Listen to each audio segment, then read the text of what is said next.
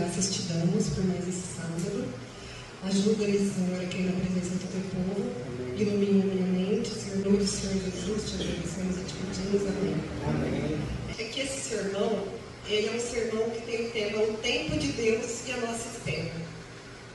Foi interessante que a gente estudou aqui no estudo bíblico sobre o tempo de Deus, por que Deus não destrói o mundo, por que Deus tem esse tempo para chamar os seus escolhidos, né? E eu escolhi o tempo de Deus e a nossa espera para algumas coisas que acontecem na nossa vida. Dani, lê para mim Isaías 55, 8 e 9. Porque os meus pensamentos não são os vossos pensamentos, nem os vossos caminhos, os meus caminhos, diz o Senhor. Porque assim como os céus são mais altos do que a terra, assim são os meus caminhos mais altos do que os vossos caminhos, e os meus pensamentos mais altos do que os vossos pensamentos. Que passagem maravilhosa, né, irmãos? Deus tem o poder absoluto na vida. Foi Ele que nos criou, nosso Criador. Essa passagem é tão maravilhosa, significa que Ele sabe muito da nossa vida, Ele sabe o que Ele pode fazer por nós, Ele sabe o momento de fazer por nós, e mesmo assim a gente fica dando alfinetada, né? Por que não aconteceu? Por que não vai acontecer? Será que vai acontecer? Vem a dúvida, se Ele é tão absoluto assim, por que não aconteceu da forma que tinha que acontecer? Mas você não sabe se aquela forma que você acha que tinha que acontecer é a forma que tinha que acontecer. Essa passagem é muito bonita porque ele fala: os meus pensamentos são maiores do que os seus pensamentos. Meus caminhos são muito melhores do que os caminhos que você imagina para você. O Deus tem um poder absoluto, mas Ele não nos controla como robôs. Ele quer que nós confiemos nele, para que Ele traga o que é melhor para nós. Esse Salmo 115, 3. Nosso Deus está nos céus, Ele faz tudo o que lhe agrada. Tudo que lhe agrada, isso mesmo. E se Deus pode tudo, por que Ele não impede a injustiça? O que a gente está estudando aqui na escola sabatina? A gente acha que Deus tem uma varinha mágica e Ele pode pegar essa varinha mágica e fazer o que Ele quiser na hora que Ele quiser. Ele poderia, sim. Só que por que Ele não faz isso? Porque Ele não escolheu a gente para ser robôs. Ele quer que nós confiemos no poder dEle, mas que nós façamos escolhas. Que é como se fosse assim: escolha a mim, mas você tem a opção de escolher o que você quiser. Não é uma fé imposta, né? Esse salmo mostra muito isso. O nosso Deus está nos céus e pode fazer tudo o que lhe agrada. Mas se Deus pode tudo, por que Ele não impede a injustiça? Porque Ele escolheu nos dar essa liberdade. Essa liberdade que Ele nos deu é uma liberdade que Ele quer que você escolha Ele. Mas Ele não te obriga a escolher Ele. A gente tem que escolher o que é melhor, que seria a palavra de Deus, seria seguir a Deus, mas nem sempre a gente escolhe isso. Lá em Deuteronômio 30, 19, fala assim: hoje invoco os céus e a terra como testemunhas contra vocês de que coloquei diante de vocês a vida e a morte, a bênção e a maldição. Agora escolham a vida, para que vocês e seus filhos vivam. Olha só, Ele colocou perante nós a vida e a morte. Colocou a salvação e a perdição. A gente tem a opção de escolher. Por que você vai escolher a perdição? Por que você vai escolher aquilo que não agrada a Deus? Então, Ele está colocando dois caminhos na sua frente, para que você possa escolher a Ele, mas que você tenha esse poder de escolha. Eu contando alguns testemunhos que Deus fez comigo, e são coisas assim, maravilhosas, né? Como vocês sabem, eu sou advogada, e muitas vezes a gente vai até o judiciário achando que o que a gente está levando lá é justo, e pronto, acabou, eu vou conseguir. E é tão interessante porque você vai naquele fervo, naquela... sabe, uma adrenalina, e quando você tem um não, é inconformável, gente. Eu, pelo menos, né, eu ligo pro César chorando: me ajuda, olha o que aconteceu. Porque ele é advogado há 40 anos, quantos anos, né? 30 anos? 30 anos. Não, você é mais novo, né? Não, é que ele sabe tanto que parece que ele nasceu advogado já, né? Então eu ligo desesperada, porque ele tem mais experiência que eu, e fala: Neide, a gente está aqui para isso, para pedir. Pedir, até onde não puder mais, né? E um desses casos emblemáticos, que eu pego alguns casos que nem parecem tão importantes, mas Deus faz um caso ficar importante. Faz ficar tão importante que às vezes merece 3 julgamentos, né, César? O César é criminalista, nem na criminal ele não vê isso. Então, eu sou advogada, que eu trabalho na Cível, dentro da Cível eu faço casos de família e consumidor, né? Quando eu comecei essa profissão, eu achava que eu queria ser criminalista. Fui trabalhar até 1 ano no escritório do César, mas depois eu vi que não era para mim, não. Mas, como eu disse, os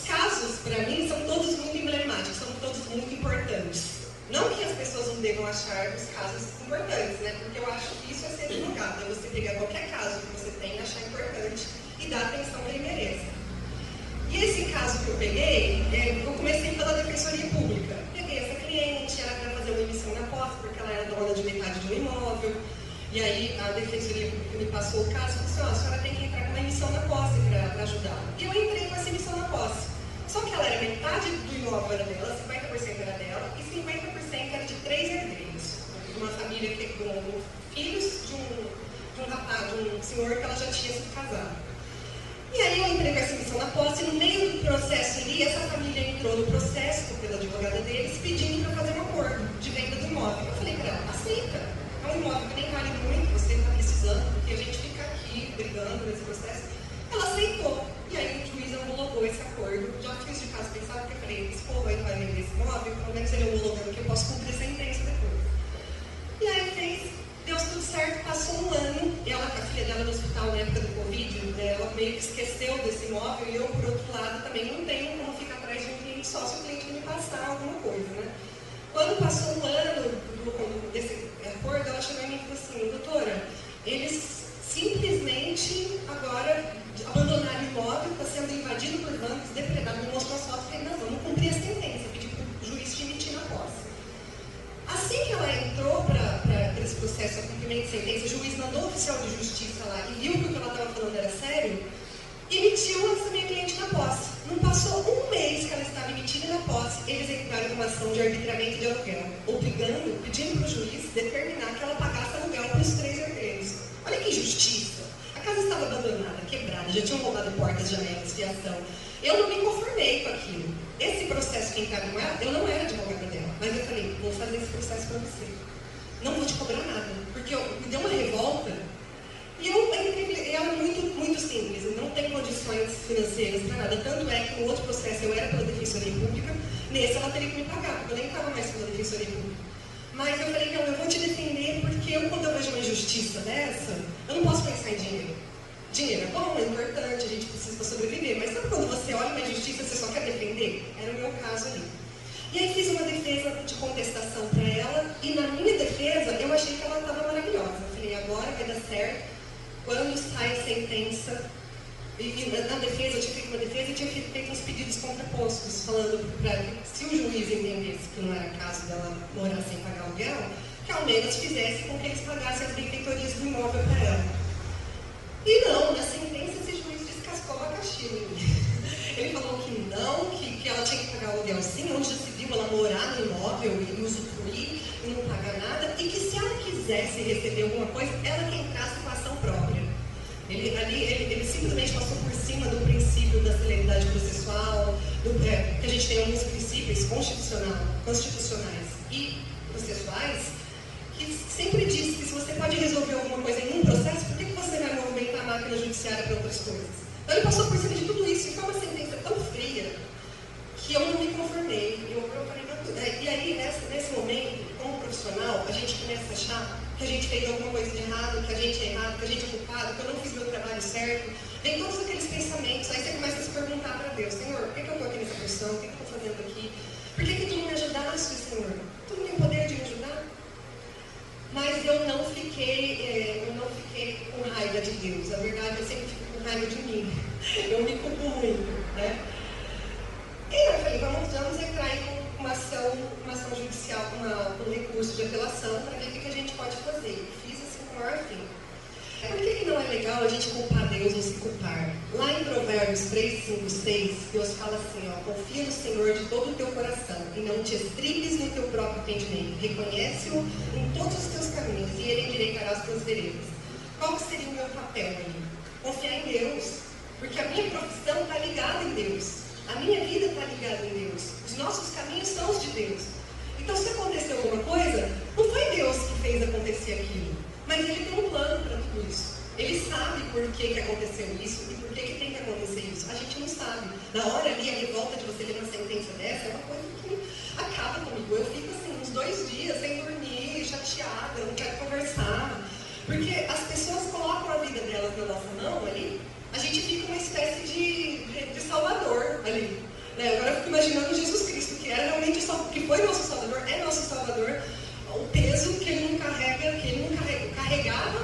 E hoje em dia, ele já venceu a morte, mas deve ser muito difícil para Jesus, né? Imagina esse povo tudo aqui, desesperado, que não confia.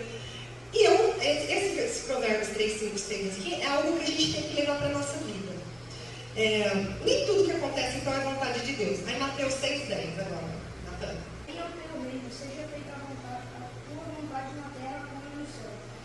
Muito bem, então vamos lá. Se tudo o que acontece fosse vontade de Deus, nós não precisaríamos pedir que seja feita a tua vontade. Porque já é tudo a vontade dele.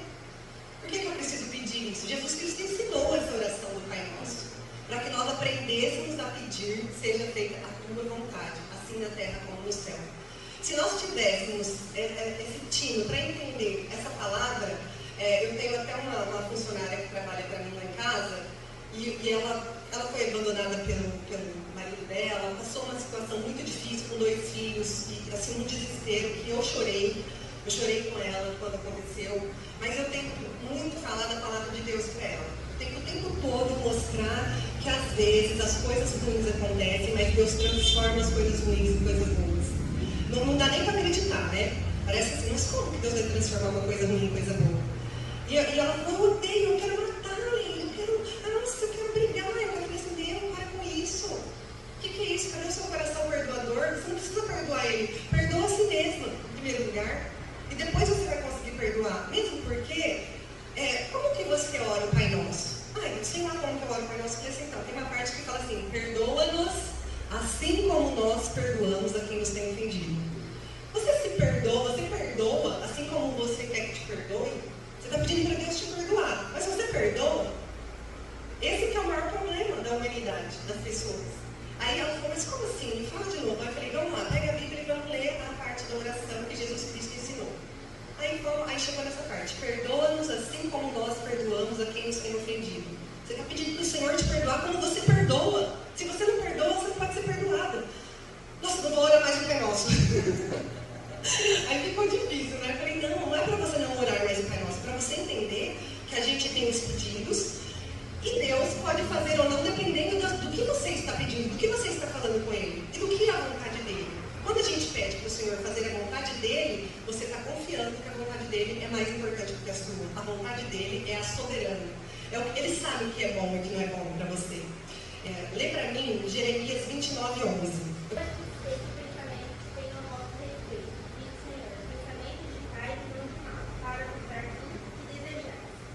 Isso.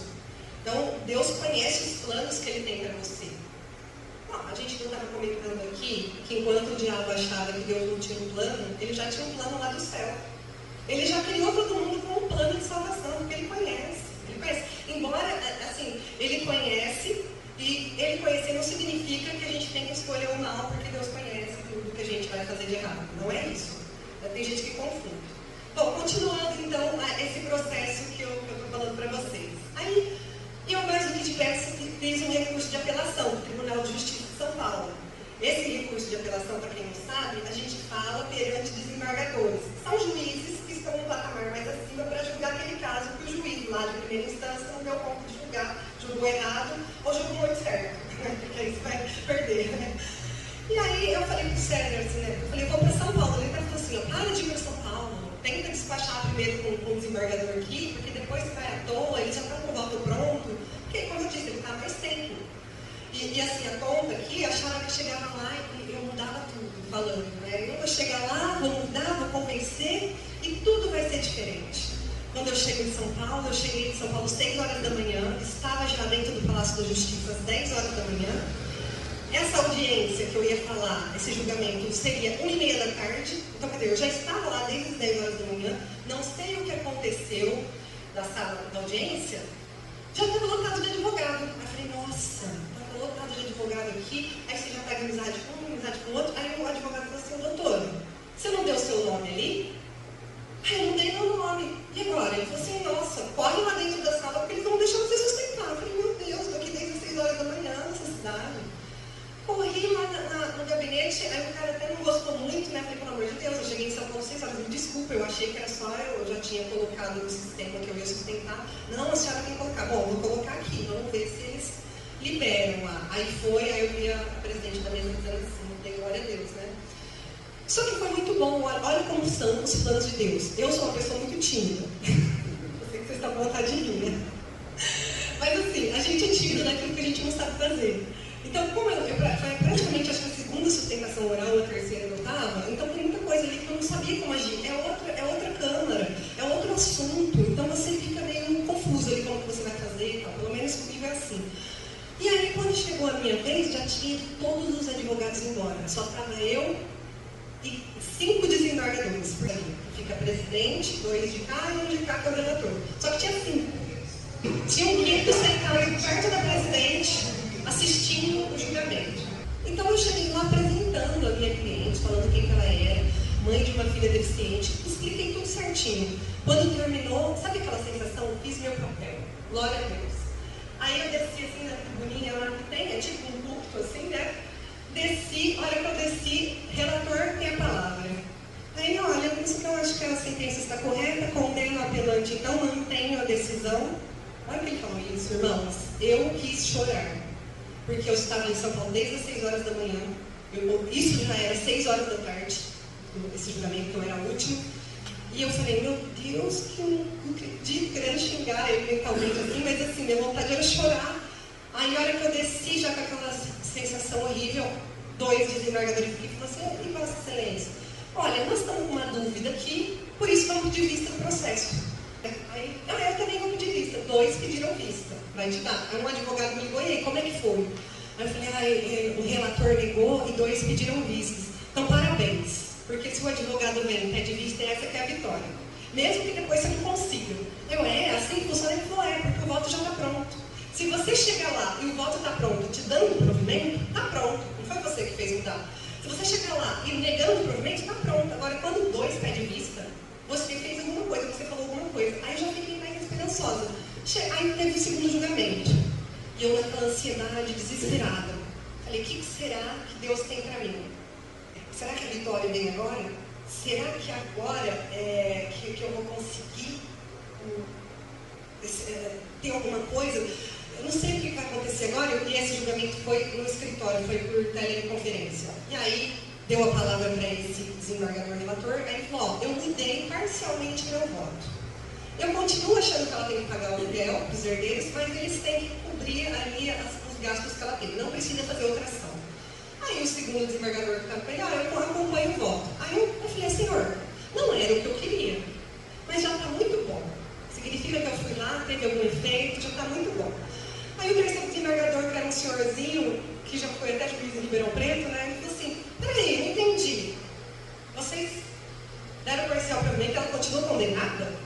Como assim? Aí os 2 começaram a explicar. Não, a gente deu daquilo que a gente podia dar. A gente vai mandar pagar as benfeitorias que ela fez no imóvel, mas ela tem que pagar o aluguel.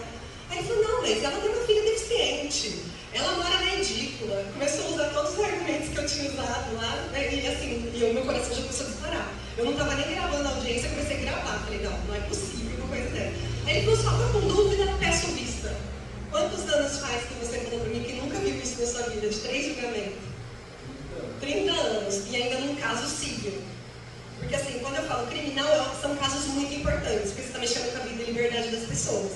Caso de alguém pagar aluguel, pelo amor de Deus, qualquer um paga. Qualquer um tem que pagar ou não pagar. Então assim, terceiro julgamento. Aí ela falou, então doutora, a senhora vai ser intimada para o próximo julgamento? Lá vai o terceiro julgamento.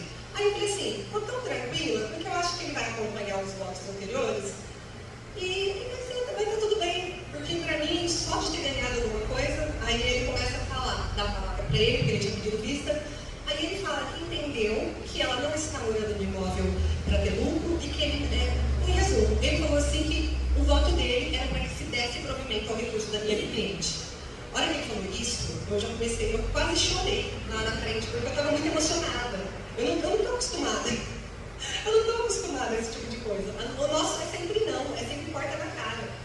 E para mim, assim, meu coração disparando, e eu, assim, nossa, estava alucinada ali. Eu falei, meu Deus, como assim? Ele vai me dar provimento? Aí você minha proposta é essa. Aí o outro, o segundo, não, mas o seu voto é até mais justo. Mas o senhor tem que entender que ela fez isso, isso. Aí eu falei assim, não, eu entendo, mas o cerne do processo aqui, até eu acreditei nele. Até então eu já não estava nem acreditando mais, que aí eu falei, o senhor tem razão, né? E voto dele contra o dos dois, que estavam só dando parcial para mim. Aí vem o presidente. Assim, olha, é um caso que me comoveu muito, porque agora eles vão lucrar em cima do abandono, e eu acompanho o voto divergente, ficou 2-2. Eu só vi isso na faculdade, eu só vi uma explicação disso na faculdade, quando os professores iam explicar sobre o recurso e sobre os julgamentos, que ele falava, aí você fica 2-2, chama um para desempatar. Eu nunca tive isso dentro da minha vida, eu sou advogada há quase 8 anos. Normal, o César não vê 3 julgamentos, o outro faz 30 anos. E esse negócio de 2-2 desempatar, eu só tinha visto na faculdade, lá na teoria. Eu falei, nossa, está acontecendo comigo, meu Deus, olha só. Aí vem o quinto desembargador, que não era um que estava lá no dia, e falou, vou pedir vista. O que ele falou isso, que ele pedir vista? O sexto desembargador que estava nesse julgamento falou assim, não, eu estava lá no dia e eu ouvi a sustentação oral. Eu vou fazer esse desempate. Aí ele começa a falar totalmente a favor da minha cliente. Eu ganhei o recurso. Eu falo, minha cliente ganhou um recurso de 3-2.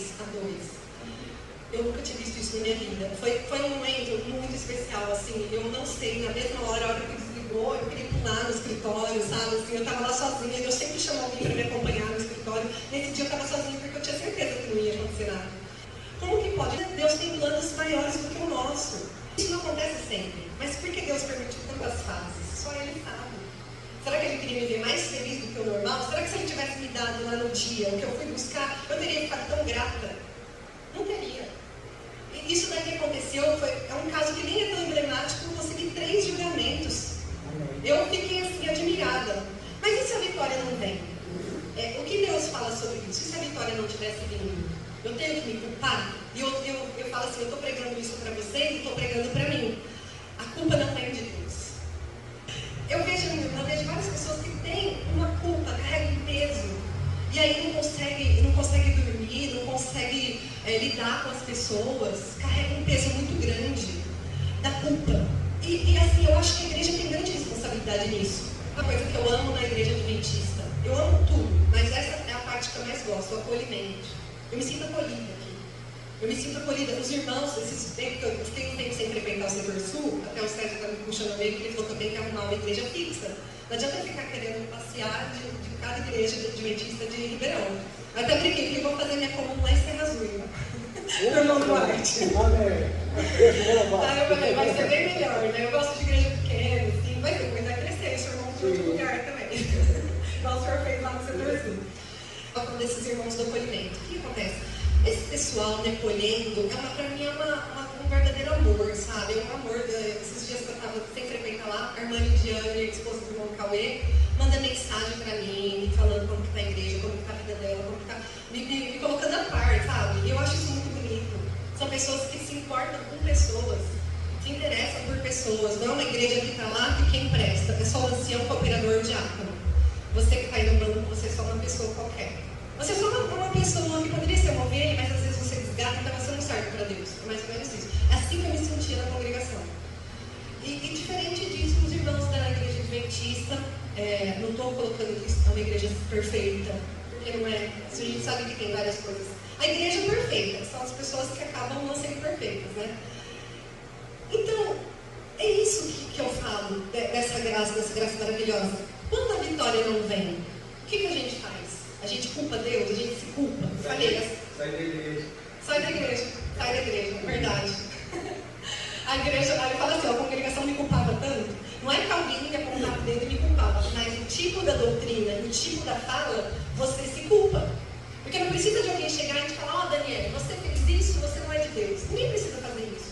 Às vezes, o ambiente que você está e a forma que as pessoas falam a palavra de Deus, isso faz com que você se acuse e se culpe e você não serve para mim.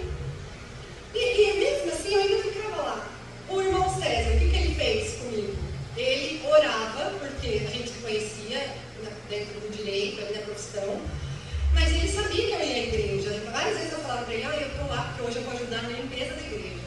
Ele sabia que eu tinha até um cargo lá na manutenção da igreja, né? Você lembra?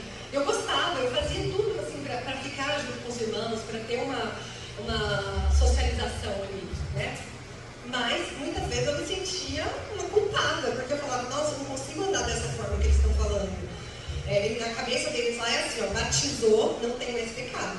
Tá? Você tem faltas e erros. É essa a palavra deles. Você, pecado não, porque se você tiver pecado, se você cometer um pecado, os pecados vão colocar lá dentro dos 10 mandamentos, esses são os pecados para eles. Só o sábado que eles tiraram também os 10 mandamentos, então isso não tem problema. Isso daí não tem problema. Mas a questão ali dos 10 mandamentos, eles colocam aquilo como pecados únicos, e a gente sabe que dentro daqueles pecados tem outros pecados, que às vezes não está falando em linhas claras ali nos 10 mandamentos, mas a gente sabe o que é. Então, para eles, você batizando, guardando aqueles 10 dos 9 mandamentos, no caso, tá tudo certo. Quebra um daqueles, para você ver, se você tem uma chance. Senta lá, minha mãe disse esses dias que mudou, que não tá mais assim. Aí eu pensei que tá perdendo meio, então, mas eu disse que mudou. Senta lá no último banco e pede seu perdão para Deus. Então, todo mundo que sentava lá atrás, eu sabia que tinha acontecido alguma coisa. Eu nem gostava muito de ir, eu falava, vou sentar na frente, mesmo que aconteceu, para eu não ficar sendo vista aqui. Então, na minha vida, assim, esse acolhimento não tinha lá, eu tenho hoje. Então, essa culpa que eu estou falando, eu falei tudo isso só para trazer essa parte da culpa, eu carregava essa culpa, eu não aceitava. Eu cometi muitos erros na minha vida, e assim, tem erros que não é aqueles que estão exatamente dentro dos 10 mandamentos, mas tem erros que você afunda uma família, o César sabe. Eu me endividei, eu passei um momento da minha vida que eu não tinha dinheiro nem para pagar o aluguel do escritório. E assim, eu tenho coragem de falar hoje, na época eu não tinha, eu não conseguia falar sobre isso, mas Deus levantou a minha vida, sabe, mudou a minha vida, né? Então, eu me culpava muito, mas quando você está para baixo, adianta se culpar para você cair mais embaixo? Não dá.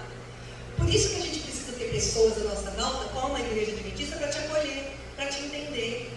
Porque estão fazendo a vontade de Deus, cumprindo a doutrina cristã e estão te acolhendo. Romanos 12, 19. Minha é a vingança, eu retribuirei, diz o Senhor. Nossa paz não pode estar condicionada ao resultado do julgamento dos homens. Não pode. Eu fiquei assim já feliz com o parcial resultado. Quando veio o resultado, Deus me mostrou. Eu tinha planos maiores para você. Você achava que você ia conseguir isso, eu consegui muito mais. Porque, segundo César, eu mudei o entendimento do Tribunal de Justiça de São Paulo. Virou jurisprudência já. Eu posso fazer um artigo jurídico e falar desse julgamento. Foi 3-2. E ele já foi no STJ não pegou. Não aceitou e manteve a decisão, já transitou julgado, o processo já é meu.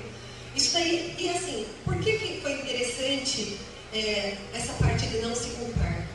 E não culpar a Deus? Porque os planos dele são maiores que os nossos. E como lidar com as coisas quando elas não saem como queremos? Lembrando que Deus não nos controla, Ele nos dá a opção. E vai muito da sua escolha, porque a consequência da sua escolha é que é uma coisa ruim, ou uma coisa boa. Nem tudo que acontece é vontade de Deus, por isso que a gente pede para Ele fazer a vontade dele, mas Ele pode transformar qualquer situação numa situação boa. Mas não é para você fazer coisa ruim sabendo disso. Estou aqui de olho no relógio. Buscar entender a vontade de Deus. Gente, é muito difícil entender a vontade de Deus. Muito difícil. E novamente eu volto lá no Pai Nosso.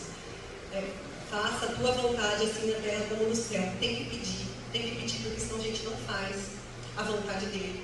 E quando a gente pede para ele fazer a vontade, a gente está dando autoridade para que ele faça a vontade dele.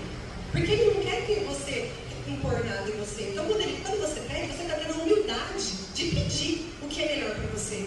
Então ele atende, pode ter certeza. Então, o que parece um fracasso pode ser parte de um plano maior. Foi esse caso aí que eu contei para vocês agora. Isso, eu não tenho vergonha. Eu já fui no meu Instagram, do escritório. Eu falo que Deus fez um milagre. Eu vou lá gravar meus videozinhos falando do milagre de Deus na minha vida. Conto. E com certeza deve ter um monte de advogado que assiste e deve me chamar para molhona, né? Ali falando. Mas eu não me importo, porque eu acho que a gente tem que propagar sim, seja na profissão, seja na vida pessoal, seja em qualquer parte da sua vida. Você não tem que ficar com vergonha de falar os feitos de Deus na sua vida. Eu tenho certeza que foi Deus. Porque juridicamente falando, não tinha como.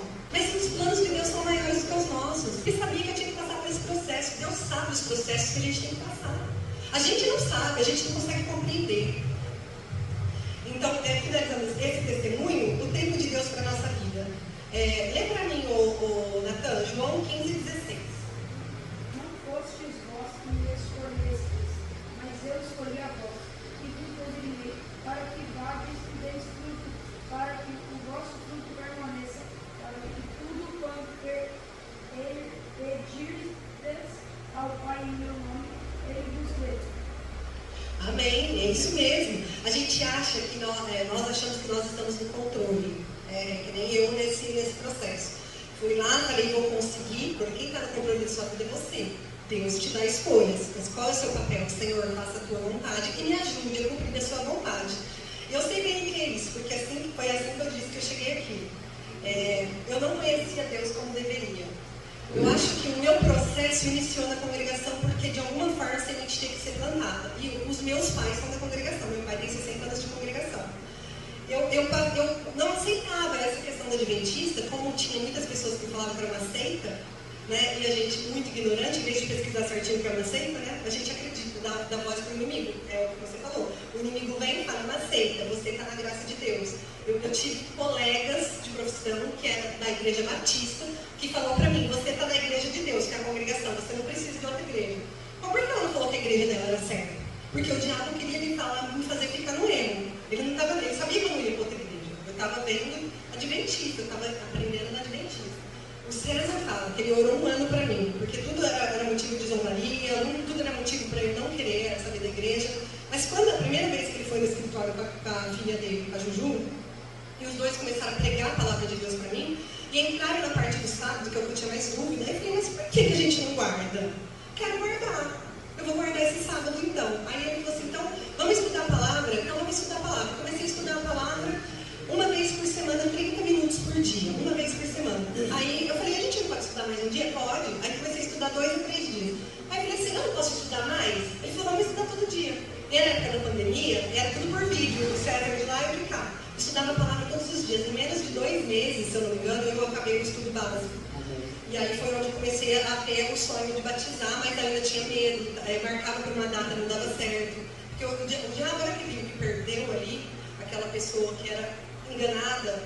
A gente estava falando disso outro dia. O Deus deste século cegou o entendimento das pessoas. Isso quer dizer o quê? O diabo, que é o Deus deste século aqui, quando você não crê, ele te cega. Você não vai ver. Quando eu passei a crer e acreditar que eu tinha que guardar o sábado, que eu tinha que estudar a Bíblia, Deus foi abrindo mais, conhecereis a verdade você libertará. Foi o que aconteceu comigo.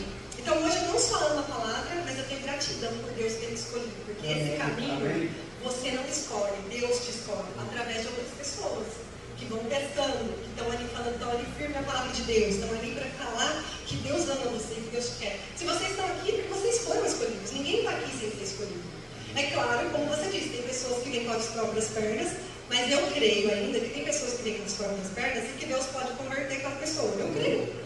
Assim como tem pessoa que pode vir com um tempo ruim, chega aqui, aprende a palavra e muda. Por isso que a gente estava falando sobre o joio e o trigo, porque tem joios que ainda não viram trigo. Eu me considerava um joio, vou colocar aí. Eu aprendia coisas erradas, propagava coisas erradas e nenhuma verdade estava certa. Deus me transformou no trigo, Deus me escolheu para esse caminho. Não sou perfeita. Quando na minha vida que eu ia imaginar que eu estaria à frente de uma igreja, seja com 10 pessoas, seja com 20, seja com uma pessoa, pregando a palavra de Deus. Nunca passou isso pela minha cabeça. E é uma coisa que eu acho interessante, porque você está pregando para você mesmo, falando da sua vida, e ao mesmo tempo atinge outras pessoas. Por isso que tem que ter responsabilidade para estar aqui. E eu nunca imaginei que eu fosse chegar nesse momento da minha vida. Esse é o poder de Deus na nossa vida. Eu estou com outro caso, só para encerrar aqui, para a gente não atrapalhar o horário. Semana retrasada, eu fui para São Paulo, eu estava numa viagem lá com a família no trabalho, né, que eu estou trabalhando também, que advogado, estou trabalhando na empresa do meu marido. E aí, marcaram um julgamento de um processo meu que eu estava esperando há tempos, bem pro dia que eu ia para lá. Falei, então eu vou.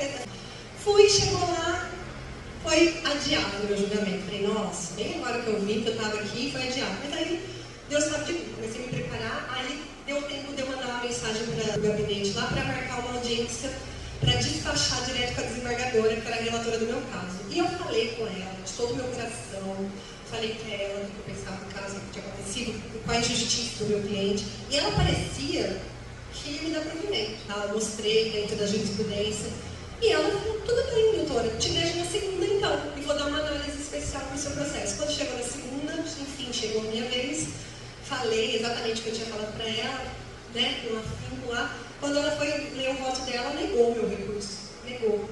Aí foi essa semana agora, da semana do dia 17, da semana do dia 21, E eu fiquei tão mal, mas tão mal, porque aí eu já começo a me culpar, achando que eu tenho culpa e responsabilidade.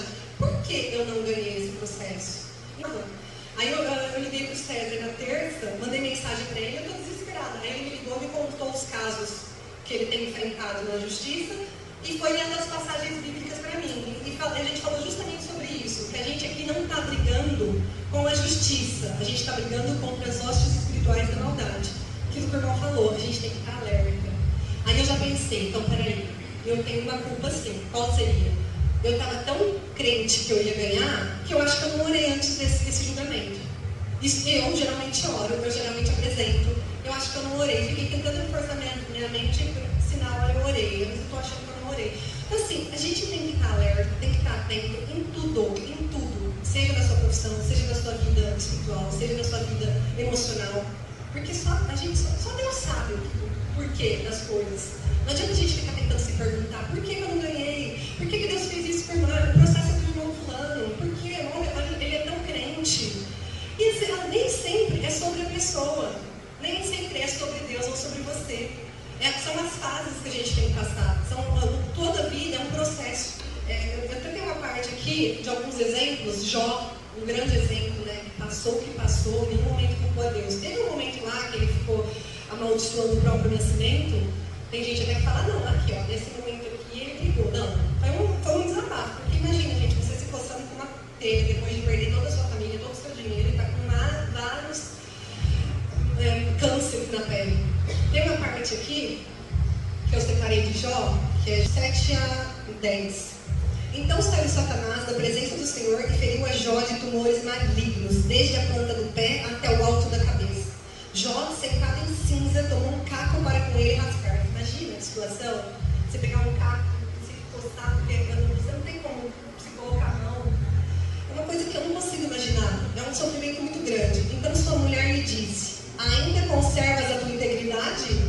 Amaldiçoa esse Deus e morre. Imagina, você está no fundo do poço, em vez de ter uma pessoa para te acolher, tem uma pessoa que te joga mais e ainda manda você amaldiçoar o único que não pode ser amaldiçoado, que é Deus. E ele responde, mas ele me respondeu, falas como qualquer doida. Temos recebido o bem de Deus e não receberíamos também o mal? Em tudo isso não pecou Jó com os seus lábios. E eu vou discordar de Jó aqui, olha que audácia minha. Porque Deus não deu mal para ele. Deus não deu mal para ele. Quem deu mal para ele foi o diabo. Tanto que ele fala, ó, então Deus pode ter autorizado no sentido ali de não impedir que ele fizesse, mas Deus precisava mostrar o servo fiel que ele tinha. Mas não foi Deus que deu mal para ele, Deus só deu bem. A vida toda era só o bem. Veio o diabo que fez todo o mal com ele. E depois que ele passou por tudo isso? Aí vem Deus e levanta a cabeça dele de novo.